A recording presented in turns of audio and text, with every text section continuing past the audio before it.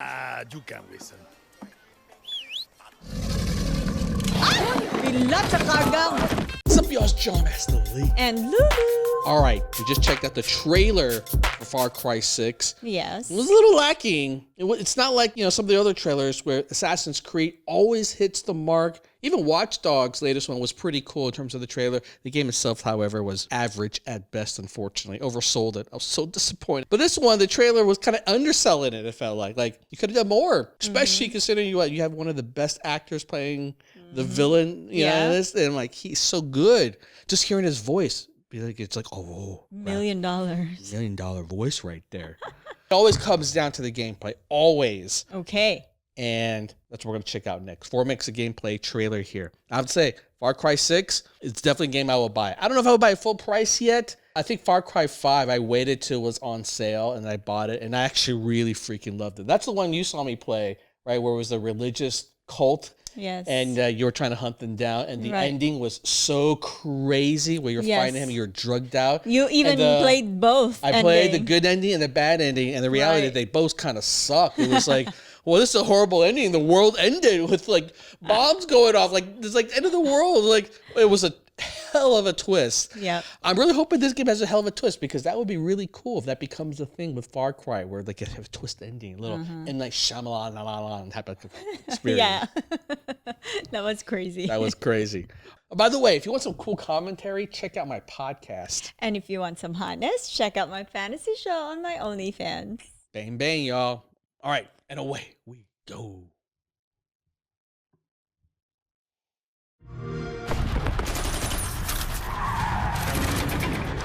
Okay. Looks a lot better. Yeah. The footage looks a lot better than the trailer. What's going on? Guapo, you listen. Rule 16. A guerrillero's revolution never ends. Always another war, another cantina, another ugly bartender. Juan Cortez. Effed up, yo. What do you think gave it away, Guapo? Whoa. You have a pet. What the hell? Whistle? What? Nah, you can whistle. Bilat sa kagang. What the hell? Danny, but we're just getting started. Rule number 1. A good guerrilla is a hidden guerrilla. Muerto el perro, se acabó la rabia. We lead our operations in secret camps across the country. Oh, she's got a lot of different kind of backpacks. Here, guerrillas live, train, and plan. Small pack. We go in, grab our people, kill whoever gets in our way. By smuggling in supplies, we'll add some peace and fire to our movement. You got that right. Camp chef, black market dealers, these safe havens got everything a guerrilla needs. Even do-it-yourself vehicles. You're gonna love it, Danny. What the? Rule number 2. A good guerrilla masters their environment. This land is your home, Danny. I'm sure This has a lot of Just Cause flavor infused throughout. jungles, postcard shorelines, dead-end towns, and our friendly very capital Cuba-esque. city. How you get around is up to you. Good girl. If you want Nice, to play it finally safe, riding horse. take our secret paths carved in the dirt of old revolutions. Hola, Danny. How you doing? Or take a risk and operate in plain sight of Castillo's Oh, assholes. Lord. Go ahead and hide your weapons to blend in. Bribes, What do you got? sabotage, interceptions. You don't always need to be a loudmouth, Danny. Christmas trees? Do you even grow those here? Mexicans pay crazy money for this. How you think El Presidente funded Maria's new face? Go through. Rule number 3. Fucked up situations call for fucked up solutions. Hey, I love that You rule. expected reinforcements. Word to the I got news wise. for you. You're an army of one against an army of thousands. And when shit gets real, we make use of whatever we have. What the hell? We call that resolver. That means absolutely everything. Oh. Sardine cans, This feels a lot like Far Cry New Dawn. You're like Damn batteries. customizing, There's too much build everything, like weapons. cars and Motorcycle weapons. have been built into equipment. And some very unique, deadly weapons. What the? Fucker. This is totally like the buzzsaw killer weapon from. What the Now heck? we're fucking talking. This, the Supremo backpacks, handcrafted by yours truly. Each one will make you feel and fight with the power of a goddamn guerrilla army. That is awesome. That is so kick-ass. You and I both know. You want this. Oh my god. Guerrilla, the shit my pants rush of an ambush. The taste of sweet victory after you freed your people from tyrants. It's This game looks a lot of fun.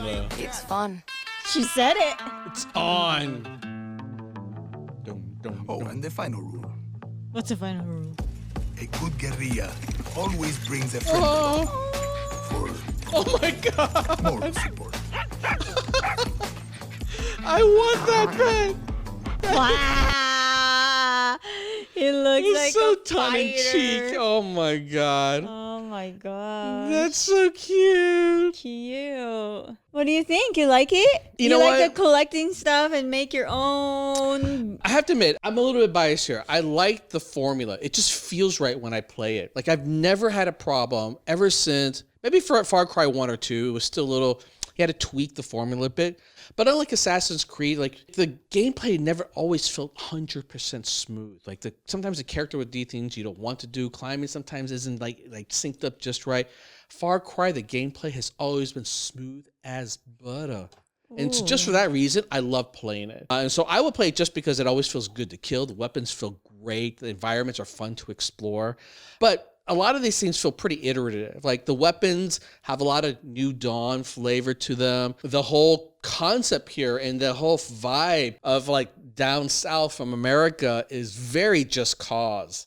Like, and I played all of those Just Cause games, and they're great. They're so over the top. I love playing them, which makes me think, like, all right, if they're going to try to top that, they really have to go crazy. And some of the weapons here, like that backpack with the rocket launcher, it just look cool. Sometimes that's all you want. It just feels cool, plays cool. Doesn't have to be innovative. You just got to feel like you're a badass kick-ass.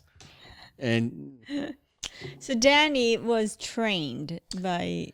it looks like she was trained by these people. She's Yeah. got to, typical Far Cry scenario, it's like you have to go right one camp after another, and every one you do, you free up more of the country, and you get more people to fight for you. Previous Far Cries, you could have pet animals, and they had specific purposes too.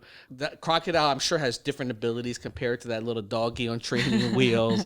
The doggy looks like help build or something because he has a tool. Yeah, he looks like if you have him with you, he can help you build, craft those things like on the fly. So it looks like fun. What I hope they do fix with this game, because this is the one thing I do feel like previous Far Cry games haven't done so well, is once you're out there and fighting, the connection you have to the bad guy kind of gets further apart until the big finale.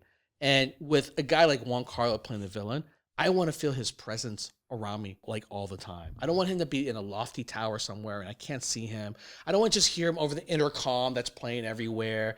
Like, I want to be like experience his drama, his darkness, His cruelty. Yeah, I want to experience that. Not his sidekicks and the 50 of them you have to fight through, or the guerrillas or generic. It's him I want to somehow, like, he's need to come into the battlefield much earlier in the game. If they do that, then I think they fix one of the biggest problems I have with this game series. I hear you. I hear you. Right? No one wants to wait till the big baddie and you don't, Right. you know, especially for a guy who makes big baddies like you cared about them. Right? I want him to be out there in the public selling chicken, right? And you could see him like, oh, you know, I'm a nice guy, I'm a regular guy, and the people love him. Now you're conflicted, like, because every time you take on one of his guerrillas or one of his army, like, the people around start to hate you. You feel that. You can see his connection. And maybe he's not totally a bad guy, because, you know, at the end of the day, a lot of these bad guys in these countries, they help a lot of They people. help a lot in a way, and in a twisted way, and they love their kids in a twisted way, their family in a twisted way. So there's a conflict in many ways, and there's a reason why so many people love the cruelty of dictators, if you will. And if they can capture that kind of drama, that would be really interesting, actually. Because Far Cry has always gone into towing the line of like addressing political drama. Like if you play through the past games, there's always been a deeper message, oftentimes a very controversial one that they kind of address, but sometimes they just toe the line. And if they could push a little bit further, I think you help us establish emotional connection. It would be really interesting to experience that from that perspective.